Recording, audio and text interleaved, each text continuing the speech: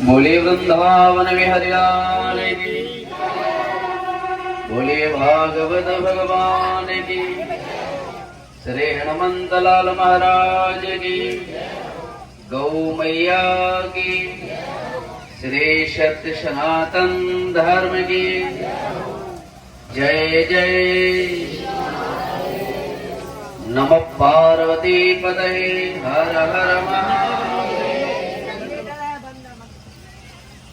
श्री अनंत विभूषित अखिल ब्रह्मांड नायक भगवान सच्चिदानंद यशोदा माँ के परम लाडले भगवान श्री कृष्ण का हृदय श्रीमद् भागवत महापुराण व्यासासन पीठ पर, चिंतन पीठ पर, मनन पीठ पर, स्मरण पीठ पर, स्वाध्याय पीठ पर, चैतन्य पीठ पर विराजमान, जो अपनी वाणी से भव्यता, दिव्यता, सहजता के साथ हम जिस भाषा में श्रवण करना चाह रहे हैं उसी के अनुकूल होकर के वाणी प्रवाह कर रही ऐसे पूज्य आचार्य चरण और भागवत व्यास पीठ को मेरा हृदय से कोटि कोटि नमन, हृदय से प्रणाम। इस कथा के कर्णधार परीक्षित महाराज एवं शक्ति रूपा भगवती माताएं, सभी हर भक्तजन, और मैं सदैव कहता हूं जिनको हम देख पा रहे हैं, सुन पा रहे हैं, समझ पा रहे हैं, उन सभी तत्व को एक ही सूत्र में सिया राम में सब जग जाने करमो प्रणाम जोर जोर। देखिए भगवान की तो दिव्य कथा है। श्रीमद् भागवत कोई मत नहीं है, कोई विचार नहीं है। श्रीमद् भागवत तो साक्षात भगवान का हृदय है। रास पंचाध्याय में भक्त भगवान का संबंध कैसा हो, भक्त भगवान का स्थान कैसा हो, भक्त भगवान के स्वरूप में किस तरह परिणित हो जाते हैं, एक दूसरे को जोड़ने का काम और परमात्मा के प्रति अगाध प्रेम, अगाध करुणा, अगाध दया का उद्गार करने का और कोई सूत्र है तो वो है श्रीमद् भागवत महापुराण। क्योंकि निष्काम प्रेम की अगर कहीं प्रतिमूर्ति देखी जाती है, संसार में हम जो भी कुछ देख रहे हैं या हमें जो भी कुछ प्रतीत होता है वो कहीं न कहीं अपने आप में या अपने पन में बंधा हुआ है। क्योंकि दृष्टि स्वरूपों में है। जब तक दृष्टि स्वरूपों में रहेगी तब तक आसक्तवान रहेगी, और जब तक आसक्ति रहेगी तब तक मोह रहेगा, और जब तक मोह रहेगा तब तक बंधन रहेगा, और जब तक संसार का बंधन होगा तब तक परमात्मा की प्राप्ति नहीं हो सकती, कभी नहीं हो सकती। इसलिए हमें परमात्मा से विमुख नहीं होना है और ना ही हमें संसार का त्याग करना है। ना विमुख होना है ना त्याग करना है।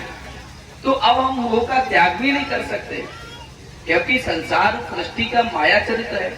तो माया में हम सब लोग आए हुए हैं, तो हम कहें कि माया को छोड़ो, माया को छोड़ो, माया को छोड़ो, ये तो मूर्खता वाली बात है। कोई नहीं छोड़ सकता। जो जगत में आया है वो माया में ही तो है, तो हम इसका त्याग नहीं करना है ना, हम छोड़ सकते हैं। हाँ, लेकिन इसमें हमें आसक्त नहीं रहना। हमें आसक्ति किसी वस्तु को अपना जीवन बना लेना कि हम इसके सिवाय जी नहीं सकते, हम इसके सिवाय मर जाएंगे, हम ना रहेंगे तो क्या होगा। ये जो सब आसक्ति का बंधन है, बस इससे हमें दूर रहना है। हमें जो भी कुछ मिला, चाहे पत्नी के रूप में मिला, चाहे पुत्रों के रूप में मिला, चाहे वैभव के रूप में मिला, चाहे संपत्ति के रूप में मिला, चाहे यश के रूप में मिला, चाहे प्रभाव के रूप में मिला, चाहे ख्याति के रूप में मिला, चाहे सम्मान के रूप में मिला, चाहे कुटुंब के रूप में मिला, हमें कुछ भी मिल रहा है तो उस सबको परमात्मा का प्रसाद मानो।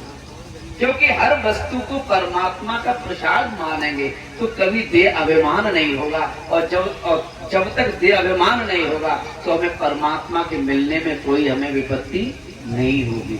हर चीज को परमात्मा का प्रसाद। इसलिए महापुरुष तो यहाँ तक कहते हैं भागवत कथा प्रसादम, श्रीमद् भागवत प्रसाद है। एक बात तो प्रसाद का कभी अपमान नहीं करना। दो प्रकार के प्रसाद होते हैं। जैसे हम कथाओं के लिए जाएं, यज्ञ के लिए जाएं, तो एक लोक रीति का प्रसाद है, और लोक रीति का प्रसाद होता है केला है, फल है, यथावत भाव से हम जो भी लाए वो लोक रीति का प्रसाद है। तो लोक रीति का प्रसाद भगवान को भोग लगता है, उसके बाद हम उसका पान करेंगे तो हमें चबाना पड़ेगा कि नहीं चबाना पड़ेगा? अगर केले को सीधा खाओगे तो गले में दिक्कत देगा कि नहीं देगा? हाँ, हम पान नहीं कर सकते, उसका चबाना पड़ता है। तो लोक रीति के द्वारा लाया गया प्रसाद जब भगवान का भोग लगता है तो उसका हम लोग चवन करते हैं, उसको चबाते हैं। लेकिन एक बात बताओ, भागवत रूपी प्रसाद को कभी चबाया नहीं जाता। इसके लिए तो पिपासा बन करके बैठना पड़ता है, क्योंकि इसमें कोई गांठ नहीं होती, इसमें कोई गांठ नहीं। क्योंकि तालियां बाद में बजा लेना, पहले समझो, इसमें कोई गांठ नहीं होती। क्योंकि प्रसाद का अर्थ क्या है? प्रामाणिक परमात्मा, सामान्य साक्षात, दामान्य दर्शन, बराबर प्रसाद। तो आचार्य पूज्य के हृदय गमन से, हृदयांग भाव से जब वाणी प्रवाह हो रही है, वाणी क्या है? शब्द है। तो शब्द में स्वरूप होता है। जब राम कहेंगे, राम शब्द है, कृष्ण शब्द है, शिव शब्द है, तो शब्द में स्वरूप है। जब हम जैसे एक माँ के गर्भ में बालक है, या वो स्त्री है या पुरुष है, हमें इसका भान नहीं है, लेकिन अनुभूति है कि कोई गर्भ में है ना। लेकिन जब तक उसका स्तर नहीं होता, जब तक उसका उच्चारण नहीं होता, जब तक नाम नहीं होता, तब तक हमें उससे प्रेम नहीं होता। हम उसके स्वरूप में नहीं बनते, उसको जनाने का कारण ही स्वरूप है। तो वाणी शब्द है और शब्द राम, राम शब्द हो गया। तो राम कहते समय स्वरूप का दर्शन होगा।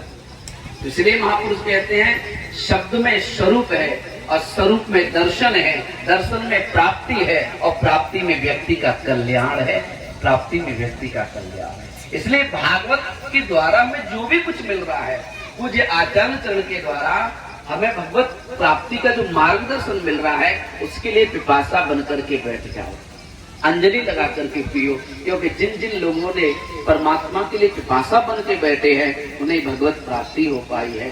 अन्यथा तो संसार का बंधन है, हम सब लोग उसमें फंसे ही है। आज एक गांव बड़ा भागे है। एक बात कहूं, ये तीर्थ नहीं, आज महातीर्थ है। जिस गांव में मंदिर हो तो वो तीर्थ कहा जाता है, और जिस गांव में मंदिर भी हो और मंदिर के साथ साथ हर कथा अगर हो रही हो तो वो महातीर्थ हो जाता है, वो महातीर्थ हो जाता है। वो संगम का रूप ले लेता है। कैसे संगम का रूप लेता है? जब भक्ति, ज्ञान, वैराग्य तीनों ही अपने आप में उदित हो जाए, प्रकट हो जाए, उसी जगह को महासंगम कहते हैं। तो देखिए, आप प्रयागराज गए होंगे ना, तो 3 प्रकार की धाराएं प्रवाहित हो, गंगा है, यमुना है, सरस्वती है। लेकिन 2 चीजें दिखाई देती है, गंगा यमुना। सरस्वती मध्यस्थता में है, बीच में है ना। तो यहाँ तीनों चीज दिखाई दे रही है। अब यहाँ कैसे दिखाई दे रही है? प्रमाण लीजिएगा। प्रमाण इसलिए लीजिएगा, पहले ये समझे गंगा, यमुना और सरस्वती है क्या। गंगा का काम क्या है, यमुना का काम क्या है, सरस्वती का काम क्या है, और इन्हें क्या कहते हैं। ऐसे महापुरुषों ने कहा है कि यमुना का स्नान करने से, यमुना कौन है? यमुना मुक्ति प्रदायिनी है। पहला, यमुना से मुक्ति मिलती है। गंगा वैराग्य प्रदायिनी है, गंगा से वैराग्य मिलता है, त्याग की प्रतिमूर्ति है। और आपने कथा सुनी भी होगी, अन्यथा आप कहीं सुनेंगे, गंगा जैसा त्याग जीवन में किसी का हुआ नहीं। जिन्होंने 9 वसुओं का त्याग किया, 9वें में भीष्म पितामह आते हैं, बड़ी अद्भुत चर्चा है। और सरस्वती जो है वो मोक्ष प्रदायिनी है। तो तीनों चीजें हो गई एक तरह से। दूसरा भाव लीजिए, यमुना को भक्ति का, क्या भक्ति ने स्वयं यमुना की शरण ली है, तो यमुना भक्ति प्रदायिनी है। और गंगा जो है वो वैराग्य त्याग की मूर्ति है, और महाराज सरस्वती जो है वो ज्ञान की मूर्ति है। इसलिए संगम कहा गया। अब इन तीनों संगमों का यहाँ दर्शन कैसे हो रहा है? पूज्य पाद आचार्य चरण के हृदयांगमन भाव से जो वाणी निकल रही है वो क्या है? वो सरस्वती है। वाणी सरस्वती है। तो एक दर्शन हो रहा है स्वरूप में, वाणी की स्वरूप में। दूसरा, गंगा, गंगा कौन है? जो त्याग की मूर्ति, जो महापुरुष बैठे, जो संत जन बैठे हैं, ये त्याग की करुणा है। तो त्याग रूपी वैराग्य का भी दर्शन हो रहा है। अब आगे भक्ति जो सबको बांध करके रखती है, और भक्ति आप सब में दिखाई दे रही है, जो अपने परिवार का त्याग करके परमात्मा के लिए आई है। इससे बड़ा तीर्थ कोई जगत में हो ही नहीं सकता, इससे बड़ा तीर्थ कोई जगत में नहीं। तो तीनों ही स्वरूप हम तुमको दिखाई दे रहे हैं। आप बहुत बड़भागे है इसी तरह से।